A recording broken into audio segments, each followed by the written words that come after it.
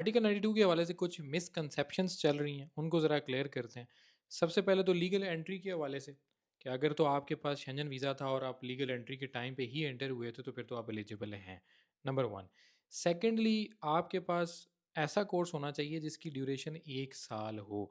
1 साल से 1 महीना, 1 दिन भी कम होगी तो आईएमए आपको एक्सेप्ट नहीं करेगी। उसके बाद अटेंडेंस सर्टिफिकेट भी होना चाहिए। बहुत सारे स्टूडेंट्स ऐसे हैं जो ये समझ रहे हैं कि हम सिर्फ कॉलेज का एडमिशन लेंगे तो हमारा काम हो गया पूरा। अगर हमने किसी से भी करवाया है या खुद अगर एडमिशन लिया है तो हम कॉलेज गए हैं, एडमिशन ले लिया, दैट्स एनफ। या किसी एजेंट कंसल्टेंट से करवाया तो बस हमारा काम हो गया, हमारे बायोमेट्रिक हो जाएंगे। ये बहुत बड़ी गलती है, ऐसा कुछ भी नहीं होने वाला। अगर आपने इनरोलमेंट कर ली है, इनरोलमेंट सर्टिफिकेट आपके पास है, आपको अटेंडेंस का सर्टिफिकेट भी चाहिए। कुछ स्टूडेंट तो ऐसे हैं कि उन्होंने कॉलेज का ना तो मुंह देखा है, ना उसका पोर्टल ओपन करके देखा है। तो जब आप आईएमए पे जाएँगे, वो आपसे पूछेंगे एनरोलमेंट सर्टिफिकेट या अपना अटेंडेंस सर्टिफिकेट लाएँ, तो आपके पास नहीं होगा।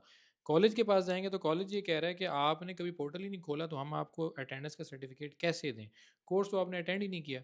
तो बहुत ज़रूरी है कि आप अपने कोर्स को अटेंड करें और उसका अटेंडेंस का सर्टिफिकेट अपने साथ लेके जाएँ।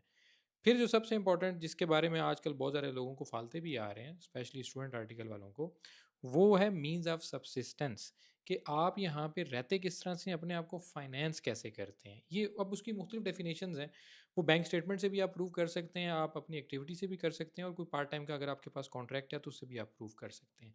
कोई एक चीज़ इनफ नहीं होगी, कम से कम 2 चीज़ें आपको लेके जानी पड़ेंगी। बैंक स्टेटमेंट के साथ वो प्रूफ भी माँग रहे हैं कि ये पैसा आ कैसे रहा है, क्या आप काम कर रहे हैं, कहीं से पैसे ले रहे हैं, तो उसका भी प्रूफ आप अपने साथ लेके जाएँ। तो ये कुछ मिसकंसेप्शन है, स्पेशली एनरोलमेंट के हवाले से।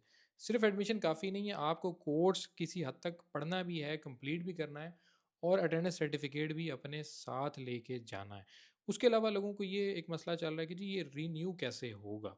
पहला तो ये सवाल है कि क्या आपके हाथ में भी कोई कार्ड है जो रिन्यू आप कराएँगे? पहले आप एक कार्ड तो ले लें भाई, एक कार्ड आपको मिल जाएगा तो रिन्यू के भी बहुत रास्ते हैं। जब आप एक दफ़ा लीगल सिस्टम के अंदर आ जाएँगे, आप बिल्कुल रिन्यू कर सकते हैं। Full stop.